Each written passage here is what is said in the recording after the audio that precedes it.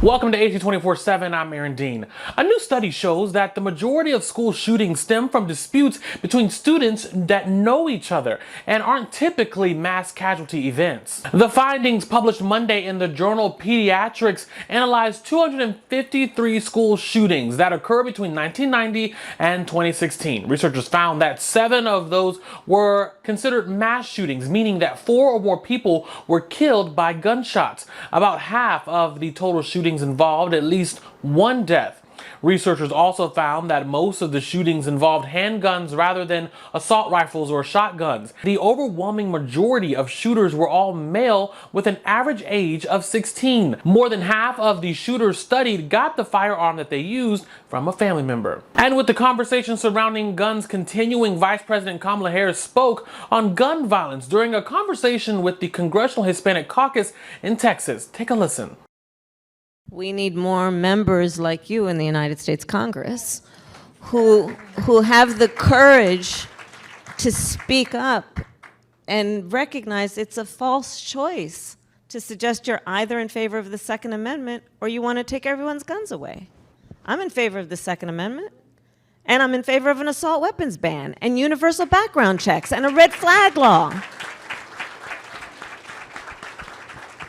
All of these being reasonable.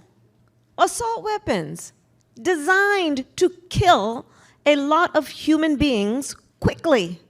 A new study found so-called Zoom fatigue is real and may take a toll on the brain and heart in educational settings. In the small study, 35 students attended lectures at a university in Australia. Half attended a 50-minute lecture through video conferencing. The following week, they attended a lecture in person. The other half of the class started with in-person, then switched to online. The electric activity of their brains and hearts were monitored. They also took surveys on their fatigue and mood levels. Participants reported feeling drowsy and fed up while participating in the video conference. The brain and heart activity backed that up. The study was published in the journal Scientific Reports. Dozens of families are celebrating after loved ones were released by Hamas over the past 4 days, but more than 160 people remain held hostage, according to Israeli Prime Minister's office. Negotiations over the release continue. Meanwhile, in Washington, lawmakers are negotiating additional aid to Israel. The Advocate Channel's Jen Sullivan looks at the latest hostage release and the ongoing debate by lawmakers here at home. 9-year-old Ohad Munder running to his father, feeling his firm embrace. A hug they've waited 49 days for. Ohad, his mother and grandmother were among the 69 hostages released by Hamas over the past 4 days. One of the youngest, Abigail Eden, who turned 4 while being held hostage. Seen here smiling, surrounded by her grandparents, aunt and uncle. Her parents were murdered by Hamas.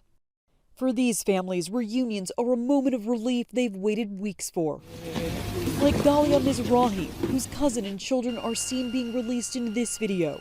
We are very relieved. We feel like a ton of brick has been lifted over our hearts. But for many families, the desperation continues. More than 160 hostages remain captive by Hamas. It's not done. We can't celebrate. An agreement has been reached to extend the Israel-Hamas truce in Gaza by an additional 2 days, but it's unknown when the remaining hostages will be released. Meanwhile, in Washington, negotiations continue over aid for Israel as Congress returns to work this week. We desperately need the supplemental funding that the president asked for.